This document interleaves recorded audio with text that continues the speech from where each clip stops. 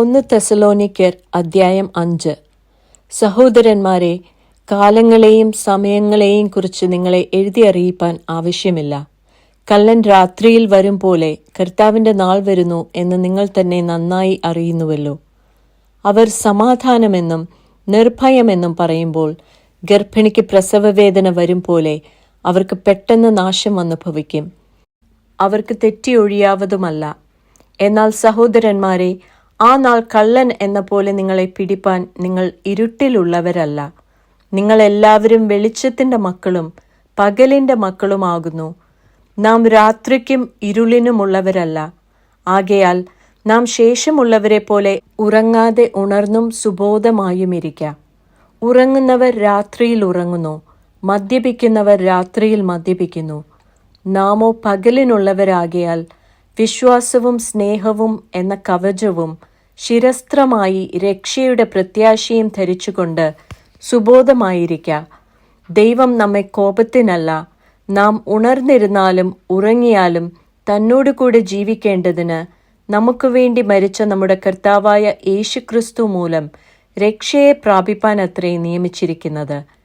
ആകയാൽ നിങ്ങൾ ചെയ്തു വരുന്നത് പോലെ അന്യോന്യം പ്രബോധിപ്പിച്ചും തമ്മിൽ ആത്മീക വർധന വരുത്തിയും പോരുവിൻ. സഹോദരന്മാരെ, നിങ്ങളുടെ ഇടയിൽ അധ്വാനിക്കുകയും കർത്താവിൽ നിങ്ങളെ ഭരിക്കുകയും പ്രബോധിപ്പിക്കുകയും ചെയ്യുന്നവരെ അറിഞ്ഞ് അവരുടെ വേല നിമിത്തം ഏറ്റവും സ്നേഹത്തോടെ വിചാരിക്കണം എന്ന് നിങ്ങളോട് അപേക്ഷിക്കുന്നു. തമ്മിൽ സമാധാനമായിരിപ്പിൻ. സഹോദരന്മാരെ, ഞങ്ങൾ നിങ്ങളെ പ്രബോധിപ്പിക്കുന്നത് ക്രമം കെട്ടവരെ ബുദ്ധി ഉപദേശിപ്പിൻ, ഉൾക്കരുത്തില്ലാത്തവരെ ധൈര്യപ്പെടുത്തുവിൻ, ബലഹീനരെ താങ്ങുവിൻ, എല്ലാവരോടും ദീർഘക്ഷമ കാണിപ്പിൻ.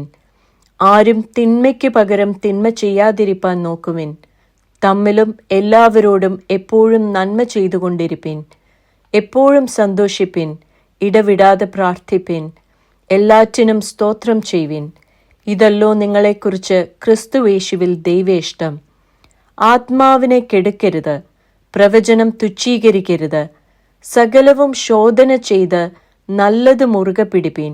സകലവിധ ദോഷവും വിട്ടകലുവിൻ.